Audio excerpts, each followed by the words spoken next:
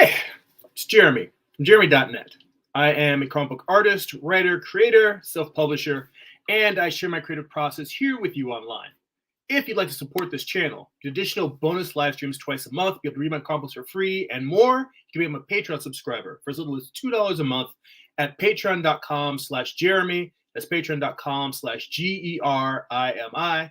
This upcoming Wednesday, we're having our bi-weekly art book study group where we sit down with some of the best art books around, try to suck all the knowledge out of it. We're continuing our long-running series on Walt Reed's The Figure.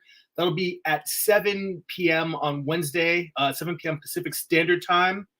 And you can get on board with that by becoming a Patreon subscriber. And there's also a large archive of previous videos to check out as well.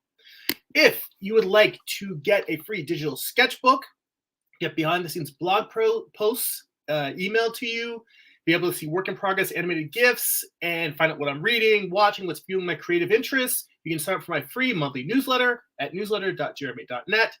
And if you would like to purchase a physical copy of my comics, if you read digitally on Kindle or Comixology, you can go to amazon.jeremy.net. You can pick up books like my first graphic novel, Eye of the Gods. This is a psychological thriller about a man cursed with visions he cannot control. It's a self-contained, 144-page black and white story. I am the writer, the artist, the gray toner, the inker, the whole 9 yards. You can also pick up my most recent project, Morning Star. It tells the story of Lucifer's fall from heaven as a Western. This book is an 8-issue series originally. Volume 1 contains issues 1 through 4. Volume 2 contains the conclusion of the series, issues 5 through 8. Both volumes have extensive back matter, character sketches, character designs, script excerpts, layouts, thumbnails. I basically show you how I put a comic together. A lot of what we do here on the live stream. You get all those at amazon.jeremy.net. That's amazon.gerimi. Links for everything, the Patreon, the newsletter, the Amazon author page, all of that should be in the descriptions for the video. So today we are going to do something a little bit different. Let's see here. I see Byron's in the chat. Good to see you, man. Iron Rocks is here. Well, Iron Rocks, you and I have you to thank for this live stream. For those watching, a member of our community and friend Iron Rocks and I have been talking a little bit about story and film, and I turned him on to the YouTube channel Film Courage. And there's one particular video in there when he was talking about some issues he was having with a story. There's one particular video on there that I found very, very interesting. I post links to that both in the description as well as in the chat for this video. And it's one from a screenwriter named Glenn Gers. And it says, if you can't answer these 6 questions, you don't have a story.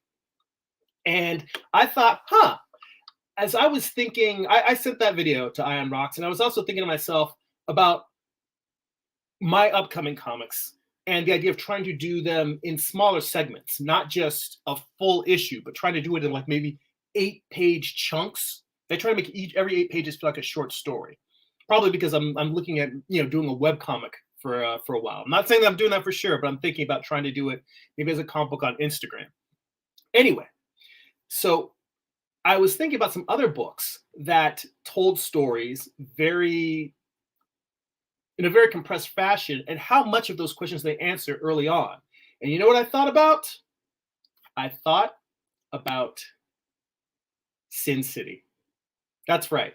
Frank Miller's Sin City, the first volume, The Hard Goodbye, which for those who don't remember, I actually started reading Dark Horse Comics Presents because of Sin City. I had become a Frank Miller fan, as a lot of people, after reading Dark Knight and Ronin, but I think Sin City had maybe just completed its run in Dark Horse Comics Presents, and I think maybe I picked up the last issue, and I was like, oh my God, this is amazing.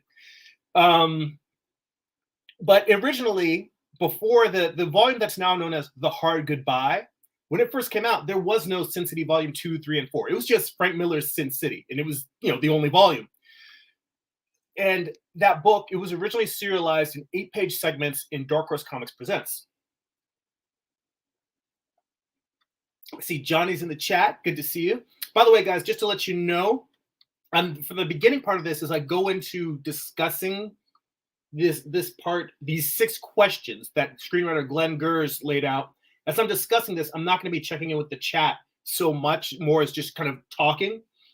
So when we're done with that, I'll come back and we can get into more of a discussion. So I may be way behind in the chat when we come back to this. So just bear with me, but continue to discuss amongst yourselves. But anyway, so I thought about Sin City and how it was published in 8-page segments. And I said, well, I wonder how many of these questions it answers in the beginning, just those first 8 pages. And it turns out that for the very beginning of a story, it actually answers quite a bit. So what are these 6 questions? So question 1, who is it about? Question 2, what did they want? Question 3, why they can't get it? Question 4, what did they do about it? Question 5, why doesn't that work? And question 6, how does it end? Now, I'll tell you up front, given that this is the first 8 pages of a graphic novel, they don't get into the why doesn't it work? And, they don't get into the how does it end? Because obviously, that's the ending of the story. But I think that getting into these first 4 pages, I find it remarkable how much this is a testament to Frank Miller's storytelling, that he crams in very subtle details just in the opening of this book. So let's go. Let's get into it. All right. And again, these are from screenwriter Glenn Gers from his film Courage video. So definitely check the link out for that. I think it's an amazing video. I think it's like a 15-minute video, but that video alone is like a masterclass in storytelling. So let's look at question 1. So, well, before question 1, let's just start with how the book opens. So in page 1, we just have the main character, Marv, and the woman that we'll come to know as Goldie. And they're just in an embrace. So it doesn't tell us quite who it's about yet, but we know that's about one of these 2 characters. And then we go into page 2. And so Marv is there drinking, and he's in bed with Goldie. And he says, the night is hot as hell, 6 to everything. It's a lousy room in a lousy part of town.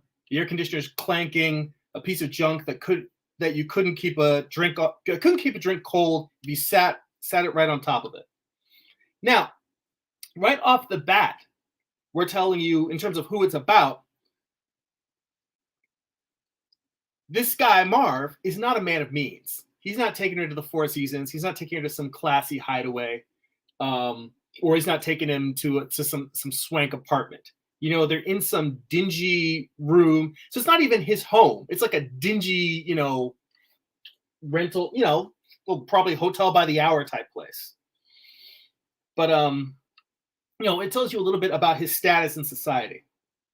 Now he says, I'm staring at a goddess. She's telling me she wants me. She sounds like she means it. And I'm not going to waste one more second wondering how I've gotten so lucky. Now, again, telling you about the guy's personality, the part where he says that she's telling me she wants me, she sounds like she means it. Now, this tells you that this guy has intuition. I think like a lot of guys, can be led around by their dick. He's getting pulled in by that. But there's something in his brain that's telling him, it sounds like she means it, but there's a little tickle in the back of his head. That definitely becomes important, and not just in the whole story, but it becomes important in these 8 pages. The fact that he's already there, you get the hint of something doesn't add up. But he says, I'm not going to waste one more second wondering how I've gotten so lucky. Now that also tells you he's not the type of guy that ends up with beautiful women, with classy women. So we know it's a guy, not necessarily a wealthy guy, not a rich guy, not used to having a girl that's amazing like this with him. And then we go into the next page, and we're just seeing them. He says, she smells like an angel ought to smell. Now, here we're getting into something that I just happened to notice that line of dialogue because it reminded me I may be projecting a bit because one, I've read this book multiple times, and two, I'm familiar with Frank Miller's work in general, and the fact that, as we'll see later, Marv is wearing a crucifix around his neck, and the idea of angels comes up again and again. So, or of Goldie being an angel. And this does make me think that, and this could be me projecting, the Catholic guilt that continues to haunt Matt Murdock in Daredevil, which Frank Miller brought to the forefront. Maybe Marv's got some of that too. So the idea of a religious guy who is a sinner but still has faith, that's an interesting part of a person's character and character development that that is going on in these very opening pages of us first getting to know and see this character. So then we see him. Now, mind you, this is the other interesting thing. We're cramming all this into an 8-page story, and out of that, page 1 was silent, page 3 is silent, and we're just having them, making love. And, done tastefully in silhouette, but not that I have any problem with nudity, but I did go in and I blocked out the nipples just to not get a flag for the content. But anyway, the fact that there's so much of the story they fit in there in terms of his personality, while still, you've got 3 pages, almost half of this story is wordless, and they're still cramming a lot in there. Now, I suppose you could read something into Marv's personality in terms of the way that he's making love, but I think that that's getting a little bit too much into his personality. I mean, that's too much conjecture, only in the sense that I think you could tell you a lot about a character if for some reason they were rough with their partner, or if they had a particular fetish, maybe that fetish said something about them, then maybe, and even then, that's, being judgmental of people's different fetishes and turn-ons. But the point is that it could be a storytelling point. I don't think that particular thing is an issue in this story, in these 8 pages, but it's something that you can also think about in terms of comics storytelling. So then, following that, you get to a little bit more back to character development. So afterwards, they're falling asleep, they're drifting off in bed together. And Marv thinks, by the way, so far, I don't think, in fact, we'll see what it says at the end, but I don't think they actually tell us Marv's name in the first 8 pages. So just saying, in terms of that first question, who is it about?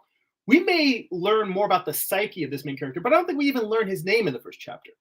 But we do say that second question that we originally asked, the second question in there, who is it about? What did they want? Well, he wants sex. And it seems like, as opposed to what does he want, in the question 3, why can't they get it? Well, he does get it. But there's a twist, which we see coming very quickly. So the thing is that he does want sex, but I think that this tells you a little bit more about him just in terms of his thoughts.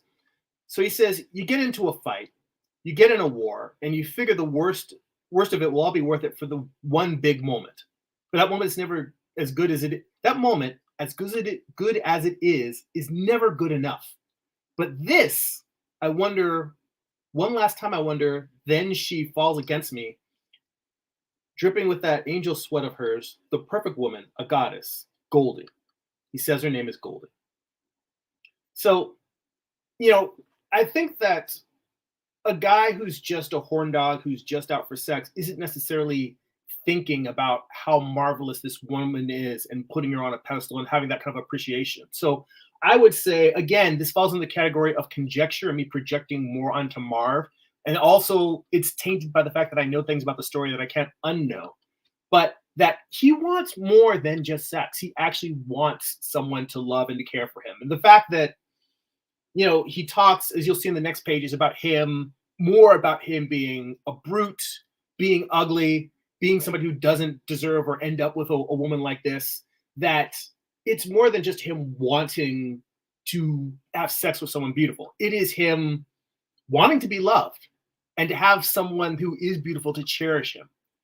So conjecture, possibly. But in terms of talking about his personality, I think it does get into describing it. Now, the other thing we know is that Marv is a vet. He's ex-military. He tells you, you get into a fight, you get into a war. He obviously, as the story goes forward, we see the violence that Marv is capable of. We see his fighting skills. The fact that he is ex-military tells us very much about his personality. I mean, well, it's his actions are informed by the things that he's telling us right here in the beginning.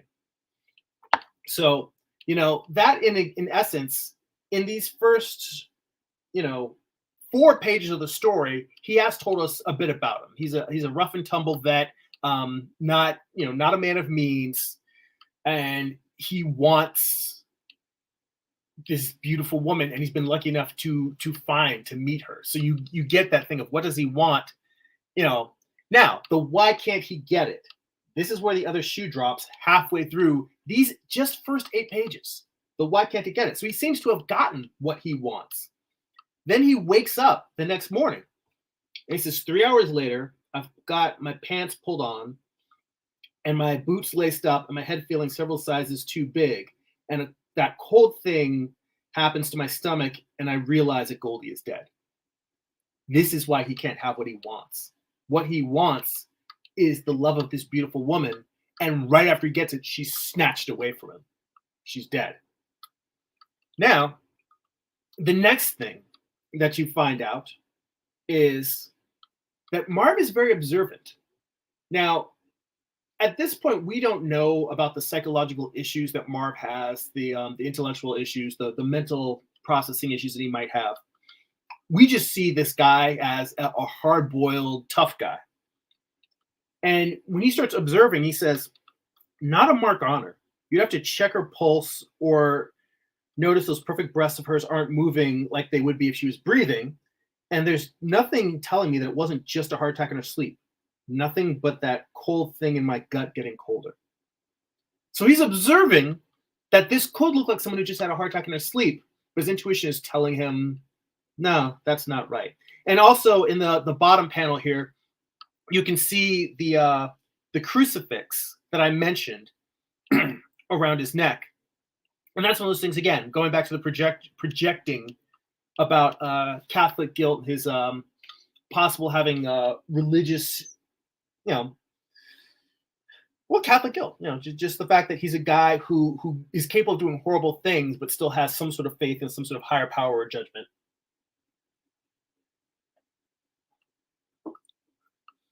So he also has that instinct. And this ties back to, remember when I said that that he wasn't going to spend a moment longer questioning why this beautiful woman wanted to be with him?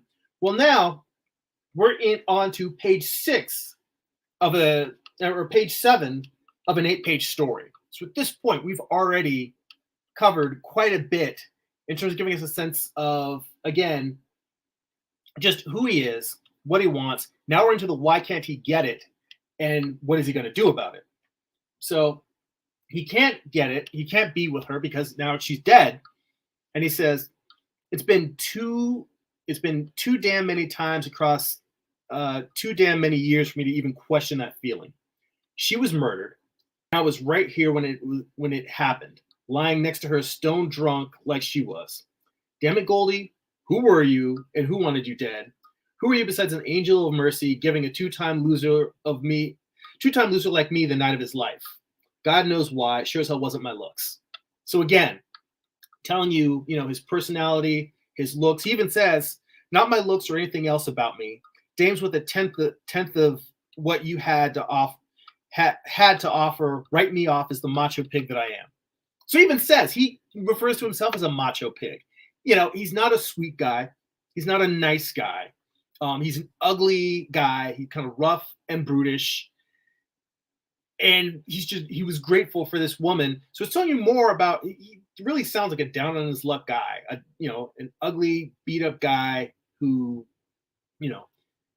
hasn't necessarily had the breaks that you would hope that, a guy who served his country would have.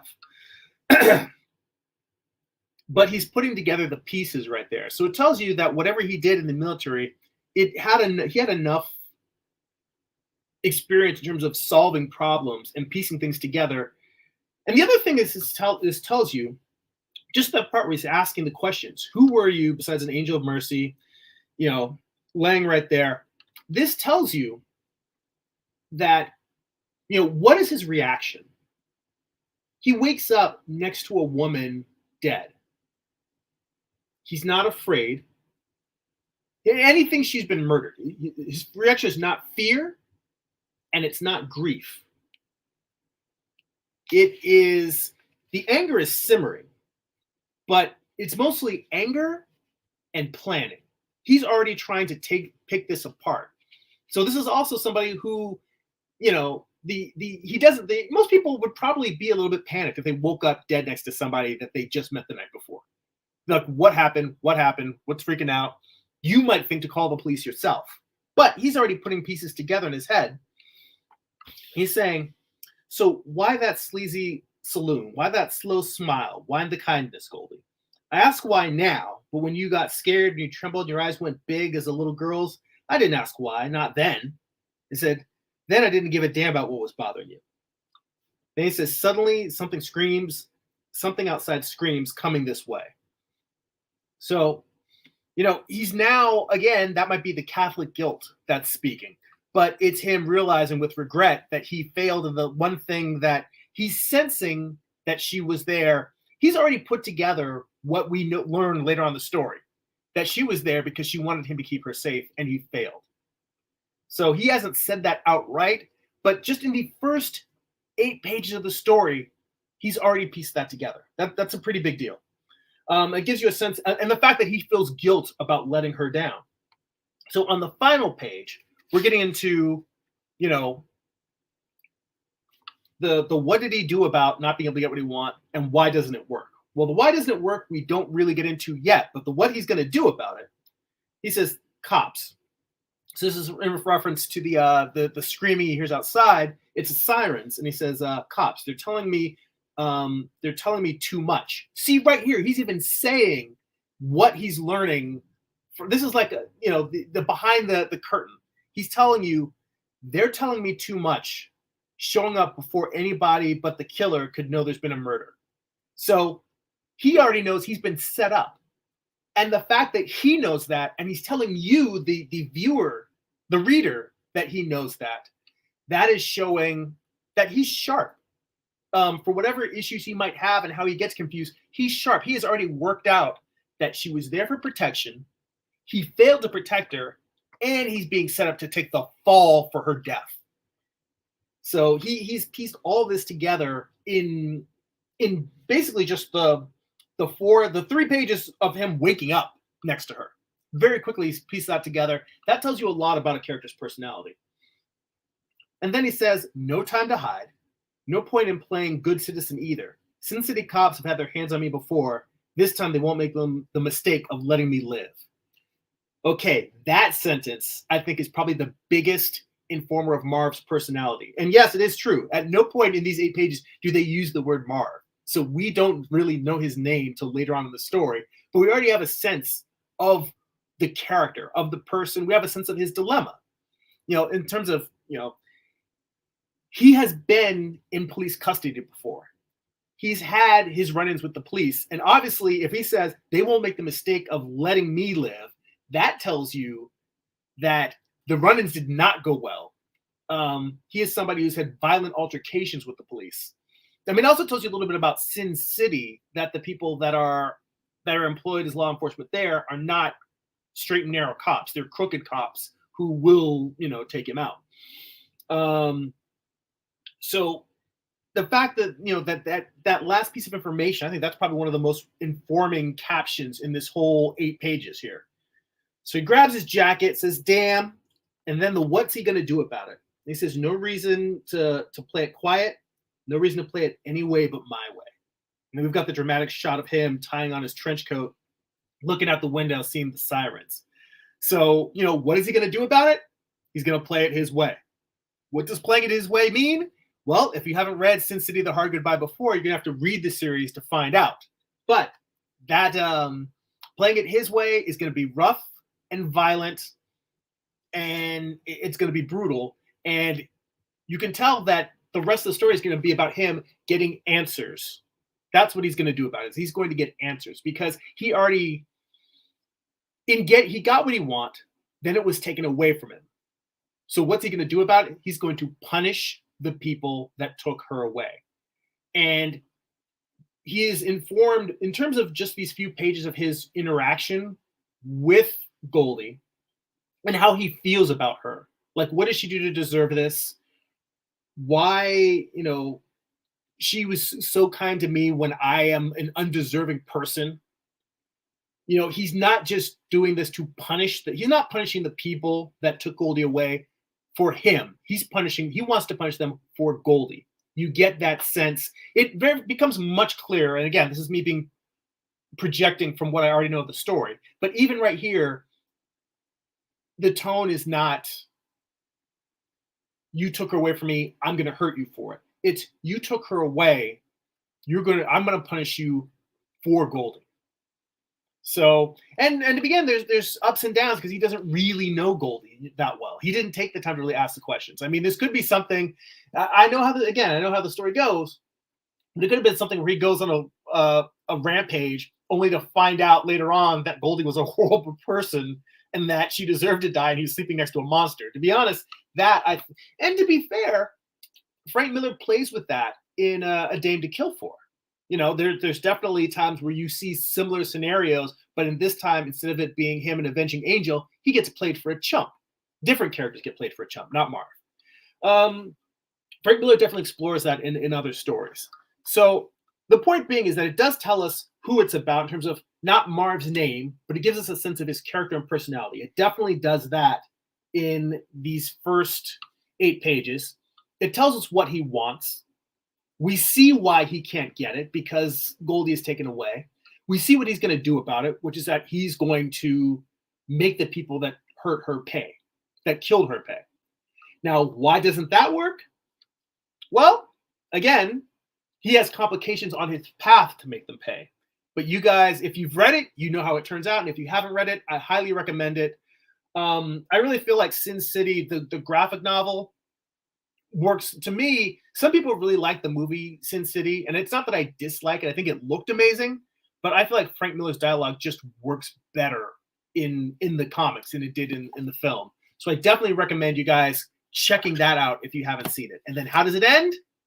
You got to read the book to see the ending. So yeah, that is it. That is my little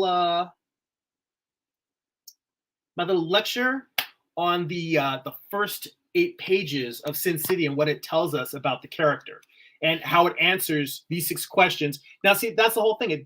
This all started with the links that I posted in the chat, and the links are in the description of the video. So Glenn Gers says, if you can't answer these 6 questions, you don't have a story. Now, it answers 4 of those questions in the first 8 pages before even getting into the rest of the story. So it's already answered most of these questions right from the jump. That to me is some great storytelling. That's one of the things why I think makes Sin City a great story, because it's like the story is like a bullet. They load it into the chamber and they fire it in the first 8 pages, and the rest of the book is just following the path of the bullet, just following the arc. So there we go. All right. Now, on with that, and hopefully that was interesting and entertaining to you guys. Let's see here.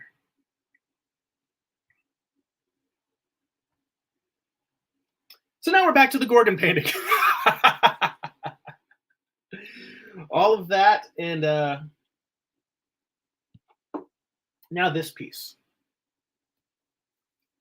And I'll tell you, I haven't made much progress. I haven't had a chance to really touch it or work on it at all over the past 2 weeks, really. The only thing that I've been really doing is trying to adjust the values. I set up a black and white layer on top because the reflected light that I have, you can see that I have, if I turn off this black and white layer, there's a very soft purple glow and the under part of her body. And to be honest, look at this now. I realize I probably shouldn't have that glow so strong on the torso. It really should be kept kind of to the outside edges of her body. But the thing that I noticed was that the value itself is too dark. And by value, I just mean, range from light to dark. And I went through, and if you can see on her outside arm here, you can see it a bit better.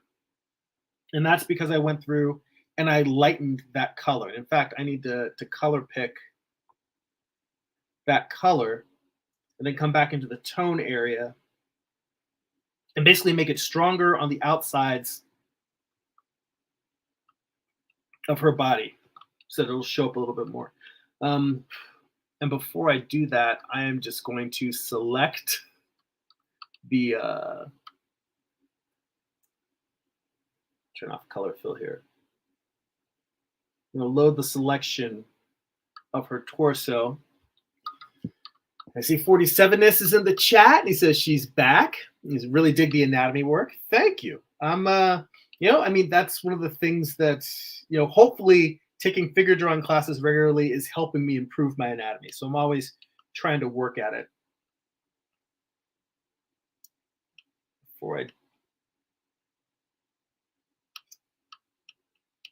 Before I brush in, taking the second pass of the reflected lights, I'm going to come in here and erase some of what I've got down here already.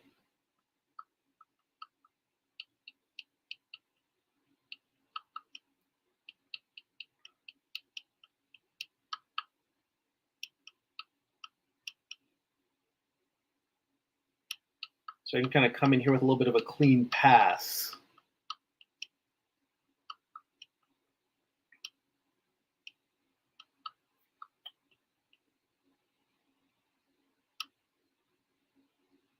I should probably come in here with the airbrush tool as opposed to a soft brush, as opposed to the pen that I usually use.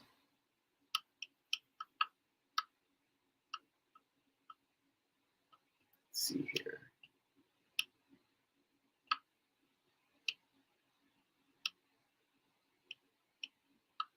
Make sure the brush size is reasonable.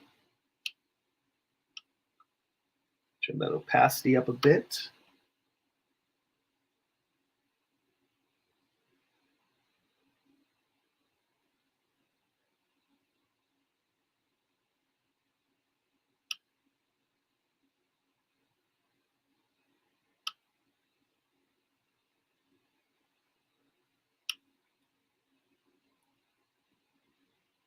Probably going to come in here and clean that line up because that softness is kind of going out beyond the area where I want it to.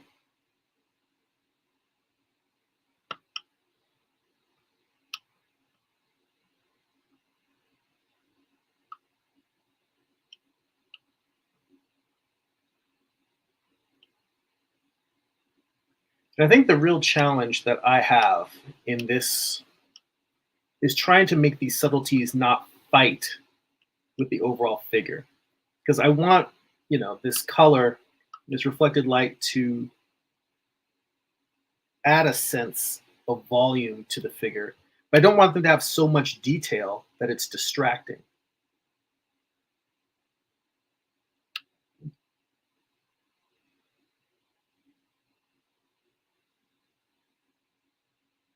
And that's a very fine and difficult line to ride.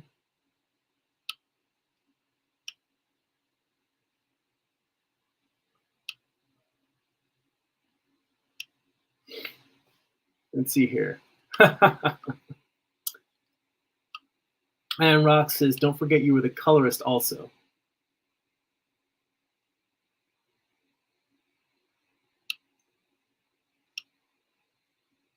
Well, I think of myself more as somebody who's digitally painting than I do a colorist, because I feel like colorists have to produce such a volume of work on a regular basis that they develop a unique understanding of color. in a way that a mastery that I have yet to achieve. And that's not saying that there aren't other illustrators who don't have. A lot of illustrators have a mastery of color, but I feel like for me, I'm still learning my way around it. So I'm coloring a piece, but I feel like to call myself a colorist would be giving myself praise that I have not earned.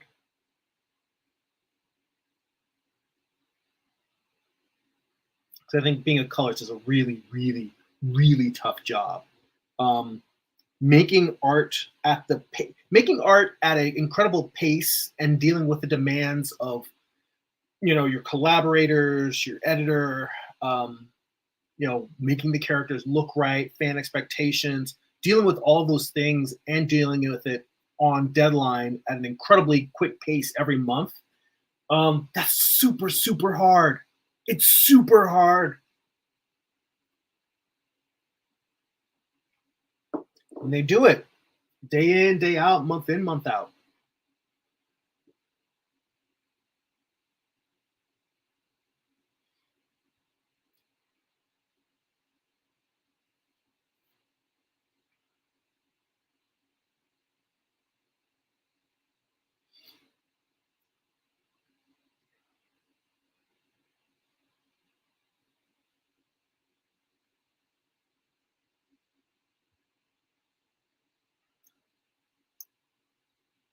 All right.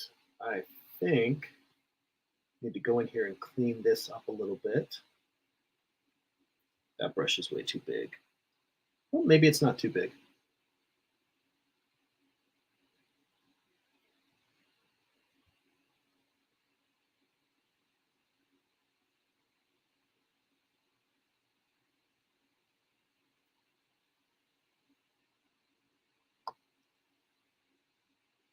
Just giving that a harder line really makes you understand that's a form that's really turning away to the roundness.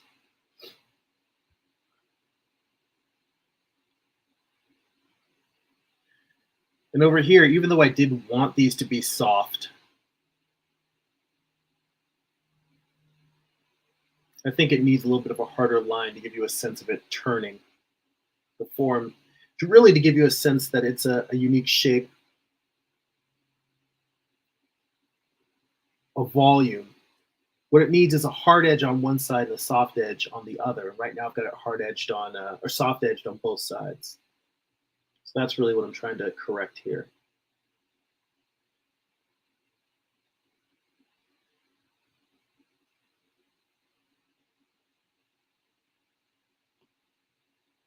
So let's go back. I mean, it ends up being 6 of one, half a dozen of the other. If I want a hard edge, I could also do the uh, the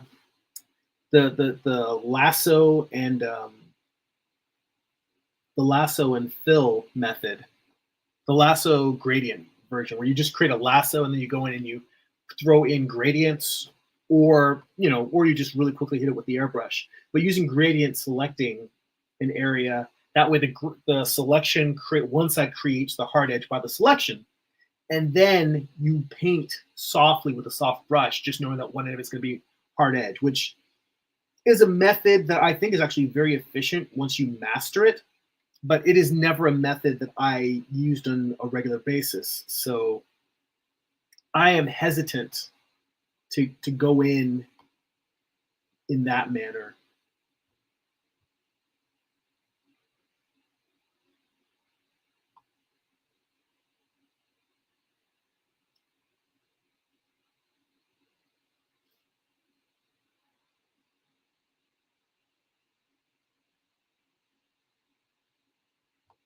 Let's see here. I see Negro Frazetta's in the chat. How you doing?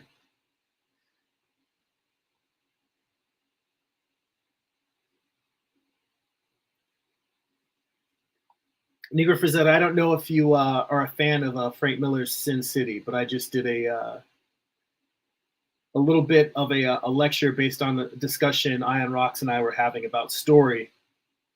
You can catch it on the replay if you want, but I basically broke down the first 8 pages of the very first volume of Sin City, The Hard Goodbye. in terms of what it tells us about the character. And I am of the opinion that it tells us quite a bit.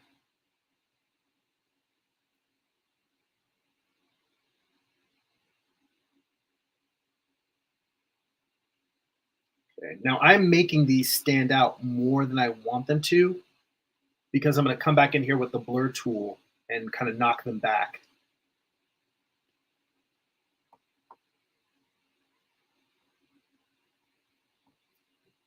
And that's not the most efficient way to work. I mean, the most efficient way to work is to make the marks that you intend to make and just have them look the way you want, just have them come out in one pass. But, you know, like I say, in fact, Ion Rocks, if you guys have any questions, if you have any questions about using Procreate, I know you've been asking about it.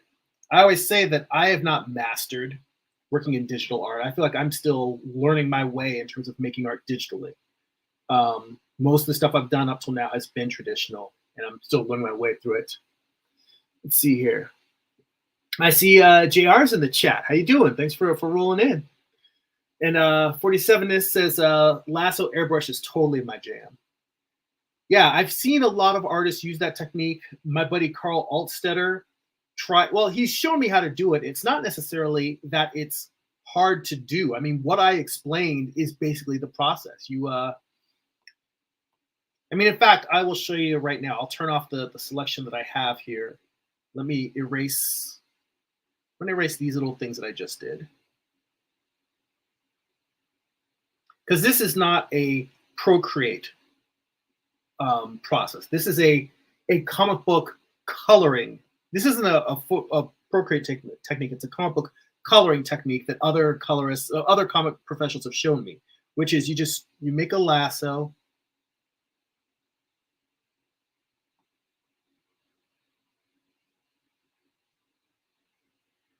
And then you go in with a soft brush, an airbrush really, but a soft brush. And what happens is the side of the brush that's on the selection is going to be hard. And the side that's on the other side, the side that's just going off into open air is soft. And through that, oops, see, that's the problem is I didn't make enough of a separation between them. And then if I turn that selection off, you can see now that I've got a hard, clean selection on one side and a soft turn on the other. That's the process. So it's not that the process is difficult to understand. It's that with most art techniques, this is the thing. So many artists will think once someone has shown you the technique, you're like, oh, okay, I've got it. I can do this now. And the truth is most techniques require a certain level of practice and finesse and tenacity to make them look good. I mean, I did a decent job for just blocking it in right there without, a lot of forethought, but it doesn't look, I think, as good as I think most color artists make it look. And that also may simply be a factor of, oh, well, of course it may not be perfect, but that's because I don't do it regularly. Maybe if I did it more often, it would look better. I'm just going in now and trying to clean it up a little bit, smooth off some of the places where I don't want it, the color bleeding out.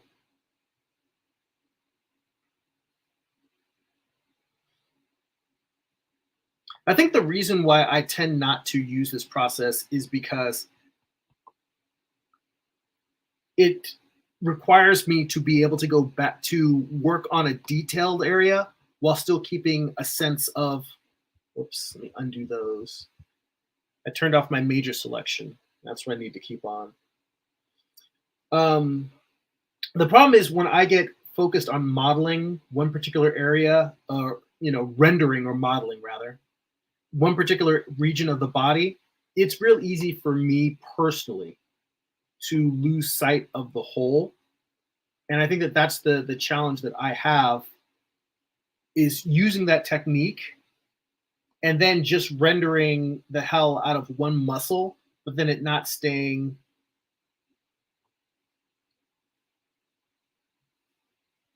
not making that light doesn't necessarily carry across the whole form the way it should.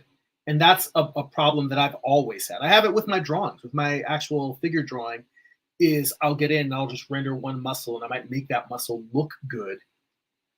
But the figure as a whole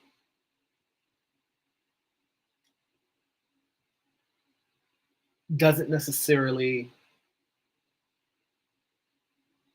have that same level of care. Let's see here. 47ness said you hinted you were working on a new story. I started doing some character sketches. I've had a plot. I've had the story that I want to do next in my head for years, but I have not been writing. And that's the real thing. And honestly, at this point, I think I'm starting to procrastinate on the writing. And I don't know why. I need to get off my ass and just get to work in terms of fleshing out the book and putting it together. So, you know, get my story points, get my script. I need to get my script tight and my character designs tight. That's what I need to do. I have a plot and I have an ending, but also I'm thinking about publishing this in a very different way. And that might mean that I need to change the ending. And when I say I'm thinking about publishing this in a very different way, what I mean is, as opposed to doing, you know, an 8-issue series that gets broken up across 2 graphic novels, what I want to do is I want to write, and this is why I was looking at Sin City. I actually want to write it as a short story. What I want is to write 2 one-shots that will altogether make up like a 48-page novella. And then I want to publish that and see how it does. If people like it, then I will do 2 more and 2 more. So it'll end up being a trilogy of novellas, which you could still collect into one 6-issue trade eventually. But the idea is, let's see. Hey, I've got some folks from Twitch watching. Thanks for popping in. Lucina, Lynn's alive. It's an awesome art. Thank you so much. And Lucina says the lighting in the face area. Yeah, I am getting some I'm getting messages. I am seeing the chats from Twitch. It's just that I'm multi-platform streaming, so I've got it going on both Facebook and YouTube. And by the way, thank you guys for joining me, because this is actually only my 2nd week streaming on Twitch. I've been doing YouTube for a number of years, and people have been telling me, get on Twitch, get on Twitch. And I finally was like, I got to jump in. So I appreciate you guys hanging out. I'm going to be here every week, every Sunday. So that's the plan. Most Sundays I'll be here at this time. So thank you so much for joining me. You see Toby's in the chat and Prince Tylon. Thank you so much. So thank you so much. But anyway, as I was saying before, so by the way, also guys on Twitch, just so you know, on my chat, I'm seeing posts that you guys aren't seeing. So sometimes I'll be responding to some posts from other comments that you're like, who's he talking to? So just so you know. Let's see. Ricky P. Masters in the chat. Okay, there we go. I see all your comments now.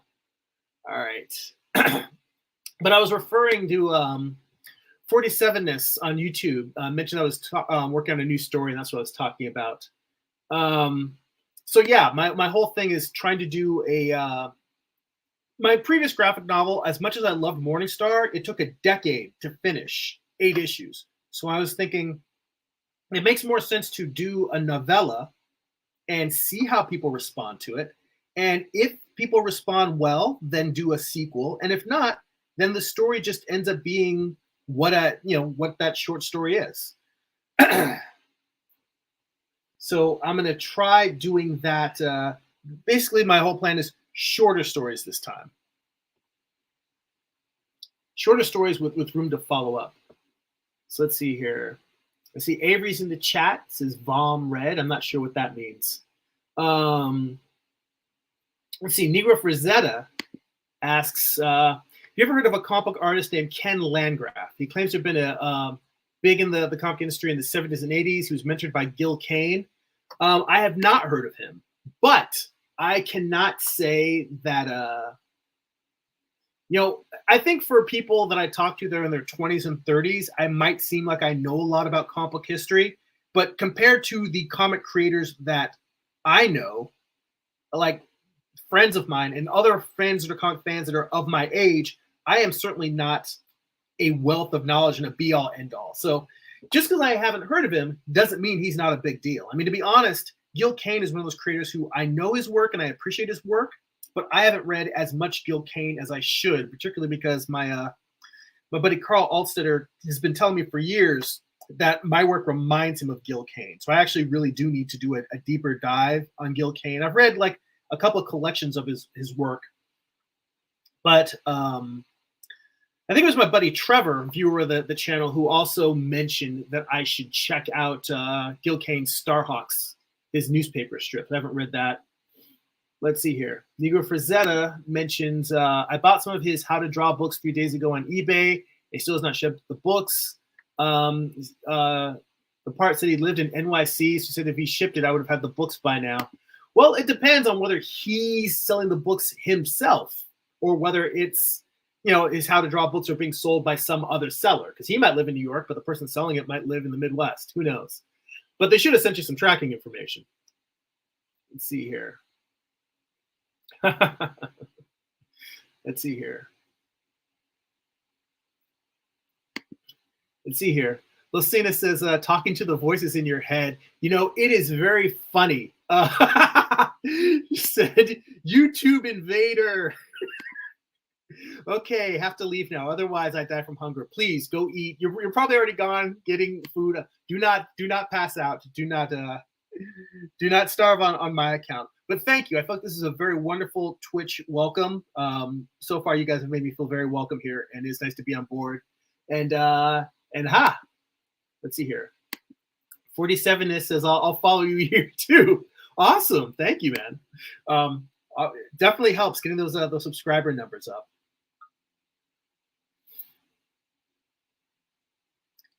I mean, I will tell you that is one thing. I kind of, because it has gotten, I think one of the reasons why I stayed just on YouTube for such a long time is that I've built up an audience here, and I like the idea of all the people I'm talking to being able to talk to each other. So I have to remember to put up comments from different platforms so you guys can all see each other and know there's a whole conversation going on, because it is kind of crazy. I wish that there was a way that everyone could see all of the chats, because, you know, a lot of times we'll get into some technical stuff about making art, or we'll just get into some illustration stuff, or we're just talking about like art theory and art philosophy, what we're into, what we're enjoying and making.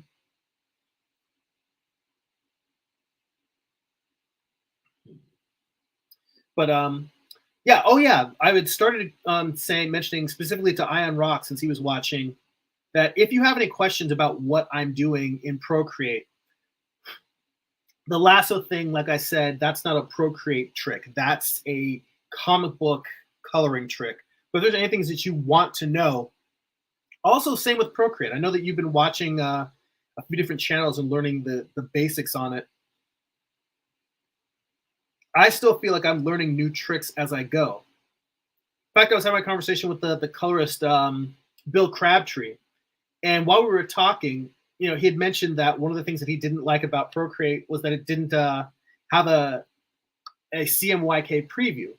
And for the longest time, I didn't want to use Clip Studio Paint because it has a CMYK preview, but it does not actually publish in CMYK. Well, guess what? Lo and behold, I don't know how long Procreate has had it, but you can create files in CMYK in Procreate.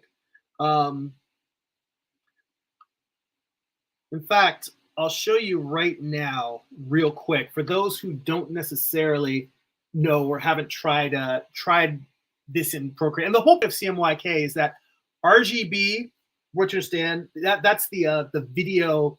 If you're making digital art, if you're making NFTs, if you're doing animation, anything that's going to be on broadcast, what we see on a monitor is a collection of red, green, and blue pixels. And if you put them all together, you make white.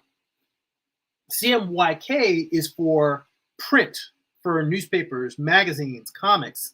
And even if you do a piece of artwork in RGB, when you send it to the printer, it is printed with 4 plates. It's CMYK. It's cyan, magenta, yellow, and the K is for black. I don't know why they do. I guess because CMY boom sounds weird, but CMYK. It's also, you know, that's the black piece. And the problem is that a lot of times you will color things digitally in RGB, and you'll use colors that cannot be replicated on a printing plate. And so that being able to preview your work in CMYK is very important, even if you aren't working in CMYK space. And now I have discovered, and some of you might be like, duh, but I didn't know. So if it's a duh, then just chalk it up to old man syndrome, not knowing and not bothering to take the time to look. But let me flip out of this illustration real quick. Come on. And if I go to create a new document, and I press the presets, if you go to the presets, you can create your new canvas in, you make it in pixels, you can make it in inches, make it in centimeters, whatever, millimeters. How is 1,000 millimeters too large? All right. Anyway, point being is that you go to color profile, and you can pick. It's got a tab for RGB profiles. It's got a tab for color profiles. And once you create a, if you create a document in CMYK, the actual color wheel. Let me cancel this. Go back to the illustration. It's so weird, but they let you. They give you, I think, try to give you an accurate set of preview. But right here, you only have hue, saturation, brightness, and RGB sliders. You get the CMYK sliders when you switch to when you make a CMYK file, and this actual color disc looks more muted. It looks more like what a print file will look like. Byron in the chat says, "Out of Gamut is a quiet killer." Nice. Very true. It has messed up many a piece when you go and hit print and you're like, oh, that's so muddy.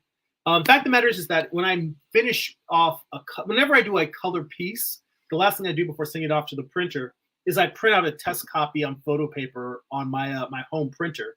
Because if it looks decent on my home printer, then it'll look great when I send it off to the printer. But sometimes I will print something out and it just looks muted. Like there's something that I missed color-wise or value-wise or just didn't translate. But you usually, if I'm working in CMYK, that's usually not a problem. It usually just looks like whatever I intended it to look like. Let's see here. Ian Rocks had mentioned that that magenta piece was electrifying. Well, you know, it's still gonna. I think you're talking about the snake colors, and this is still going to have the magenta serpents. So it's not that it's not going to have her. I'm just going to finish this piece in green first, and then when I'm done, I'm gonna make the other version. And I think one of the guys in the chat mentioned wanting to have a what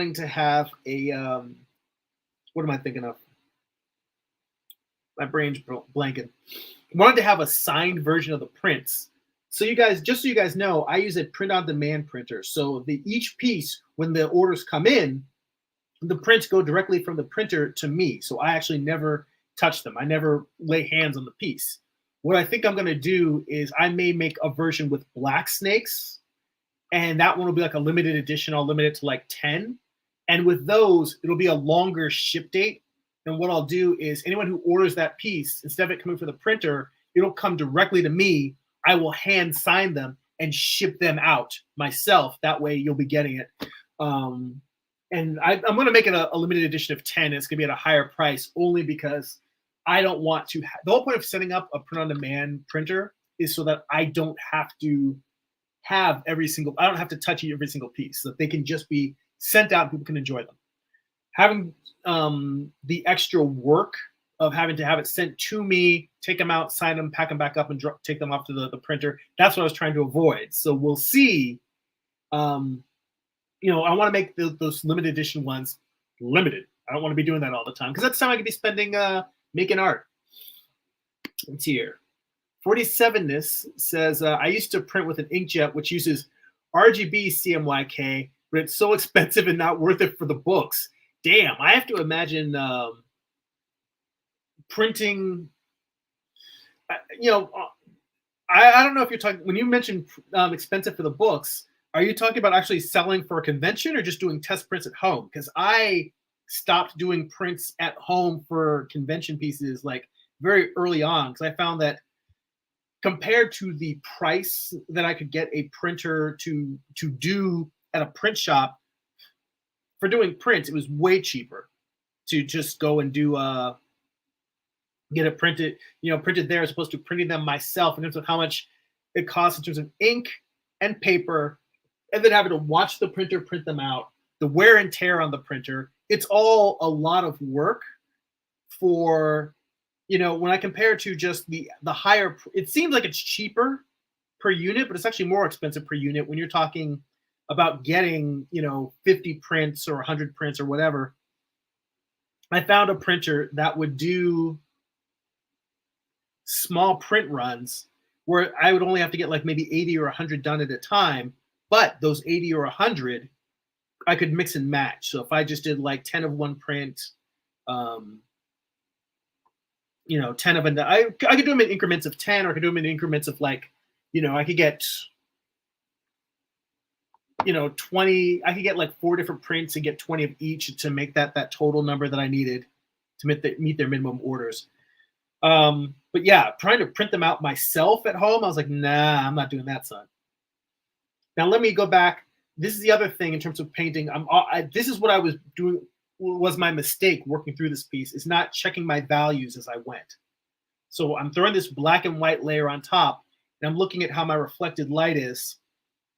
Now what's interesting here is as I look at this, I almost feel like the reflected light in the torso down here in the abs, I might need to go in here and erase a little bit of this and just knock it back a little bit.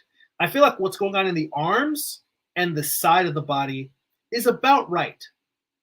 And the only reason why it's brighter up in her face is because we're getting not just a glow around her, but we're actually having her skin tone reflected back into her face. So that's why that's the color. The reflected light is the color of her skin as opposed to that cool purple light. Let's see here. Iron Rod says Procreate also did something with the latest release that gives more layers. Well, that is good to know. I mean, the nice thing is that Procreate auto updates, as far as I know. So generally speaking, if you do switch, I'm gonna switch back to the soft brush because I'm doing the cheekbones and I want those to be soft.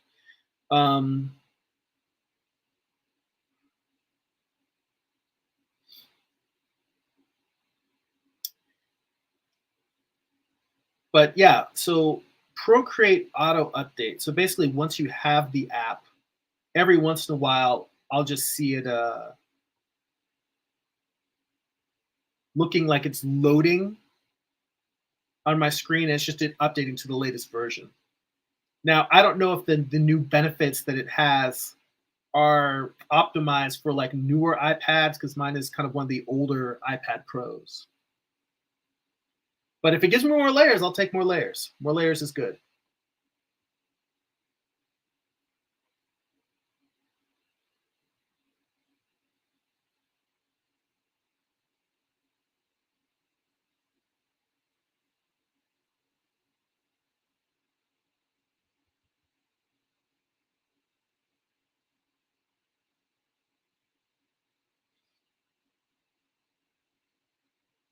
So I'm trying to add really subtle touches. And this is one of the toughest things, is not just coming in and just laying in your color and your value. Being subtle is very, very hard. Because it can just, the difference between getting exactly what you want and making something look overworked can be just like 1 or 2 brush strokes. Now that I look at this broadly, I am going to switch to a soft brush really lower the opacity. Now, when I look at the highlights that are on the torso here, I can really see how those are jumping out, and they're too much. I'm gonna knock those back, but then after knocking them back, I'm gonna add a slight gradient coming up from the bottom, where all of it is gonna have this cool glow coming from below her. But again, in moving around, I somehow deselected the. Well, I think it's when I left this to do the to show the CMYK thing. I think it turns off your selections when you close a file. Just so you guys know, everyone watching on the various platforms. Usually I stream for an hour, and we're already at an hour and 5 minutes. So I'm gonna just be on here for a few minutes more, touching this up and finalizing, what little I've done today, and then we're gonna call it a wrap. So if anybody has any last minute questions, feel free to ask. And for those watching on Twitch or on YouTube, feel free to leave comments. If you watch these videos later on and you have questions about my work or what I do or my process, feel free to ask, and it's stuff that we can talk about in future live streams. So I'm just going to try and bring this down. Just, still want it there, but I just want it to be less loud, quieter.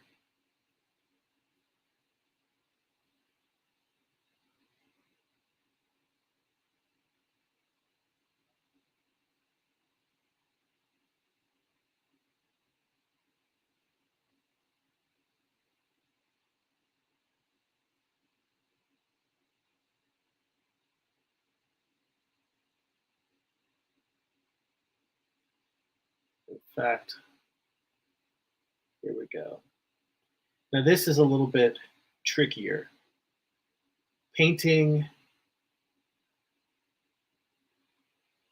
or erasing on a different layer than the layer, I've got the CMYK layer on top of it, or not, the grayscale layer on top of this, even though I'm coming in here and making these value adjustments.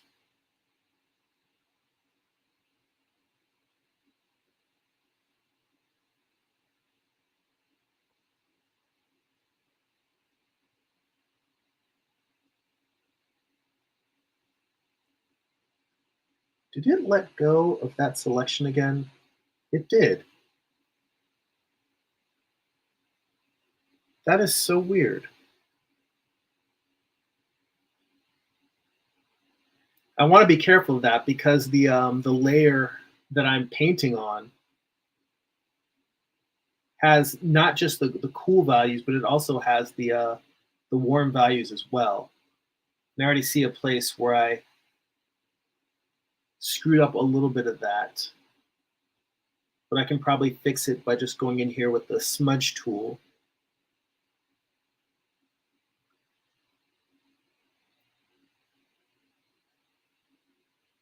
And just fix that over there. Just blend that back in.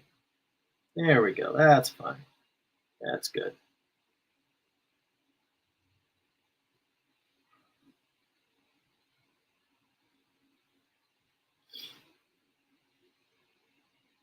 To be honest, not having the selection wouldn't have fixed that, because the only thing that this is separating is like this selection is just the skin tone. So the snakes and the background are separated. But even though that was the line between the warm light and the cool light, it still wouldn't have made a difference.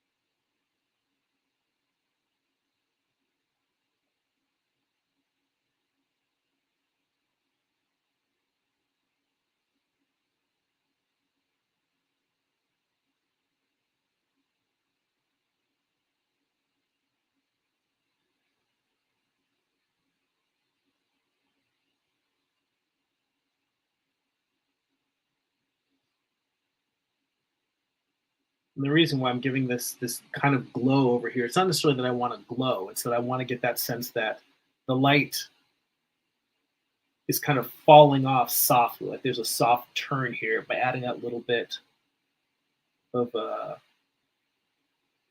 warm color rounding around the form.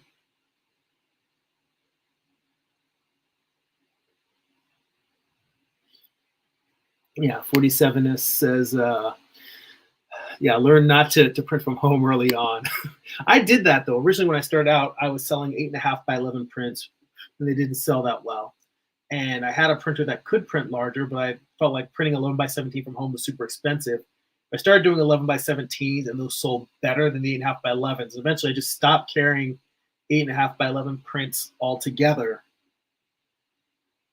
and just started using a friend recommended a printer. Used that printer, worked well, was making sales, and I was like, okay, this works. So I think it definitely takes a while to. I think every creator will say that straightening out your retail game as a creator is one of the big challenges for doing conventions. And I went through a period where my sales were in an upswing, and then I'd say right before the pandemic, I was going through a period where I was doing fewer and fewer shows because my sales were in a downswing. And I don't know if that was just I always thought that my problem was I wasn't putting out books fast enough, or I wasn't putting out new art fast enough, because it's not just the comic books. It's that I could, in theory, just stop doing art prints and just focus all of my energy on comics. But the problem is that the prints weren't making enough that they could take over. And I was like, oh, stop making comics. You can make prints faster. But they were about a third of my sales at conventions. So it was enough that I couldn't stop doing them and just focus on comics. But it wasn't so much that, the whole reason for me doing prints was I thought, okay, not easy money, but it takes a lot less time to do a standalone print than it does to draw a comic. Although you wouldn't necessarily know that from this piece, because in theory, if I were doing a comic page, I would have finished this a long time ago.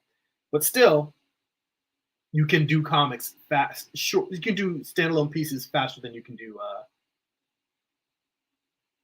comic pages or comic prints, comic issues, whatever. My brain is really ceasing to function all of a sudden.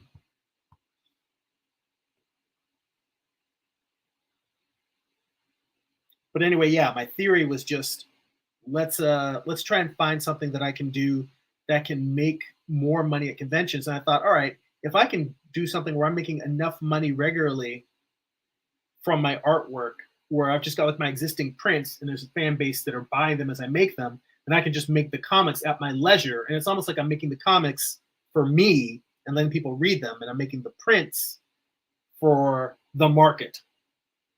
But I never really found success in either route. It ended up just being something kind of in the middle.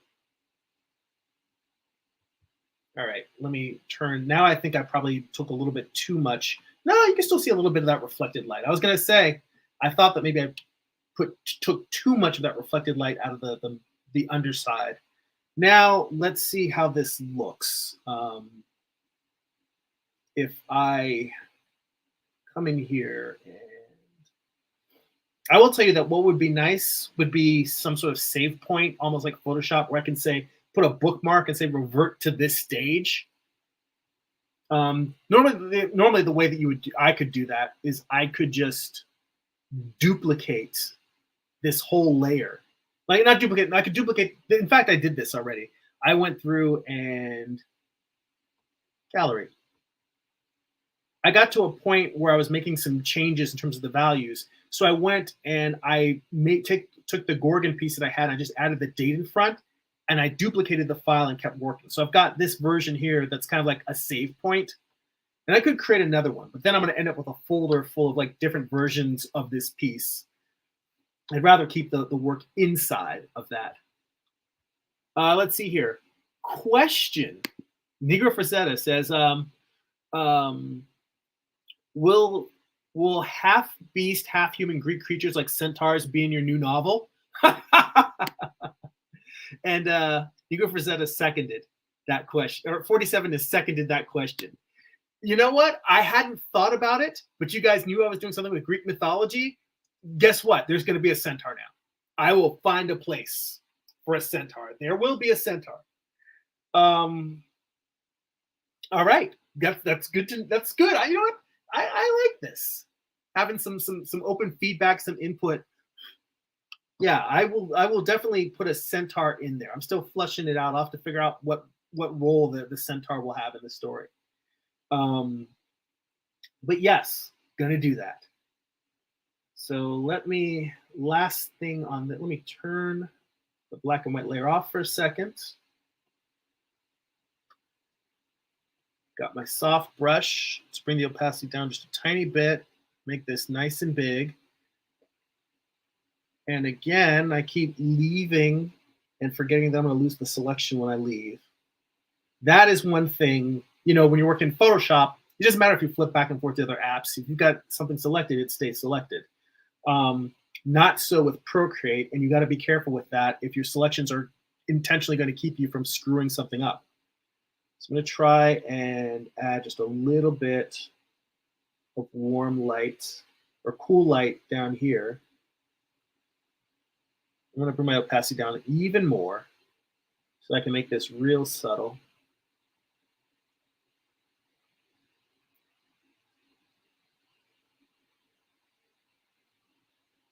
I'm just going to get a little bit more at the bottom. All right, that I think should be enough. Now let's see how this looks.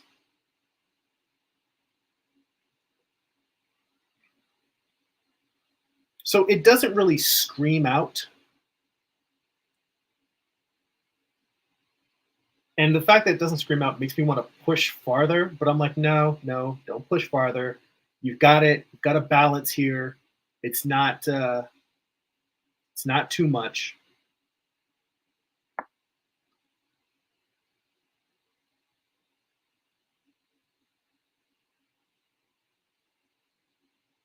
Yeah, I think from here I just need to like finish the skin rendering, draw on the scales of the serpent, and this piece is almost done. So I'm getting close here. All right. Some encouragement. Negro Frazetta is nice. I think that's in terms of the centaur. And 47 this. You got this. All right, guys. I appreciate the encouragement. Let us wrap up the stream as we always do. And again, to everyone on Twitch, and if you're watching on Facebook later on, thank you so much for joining me.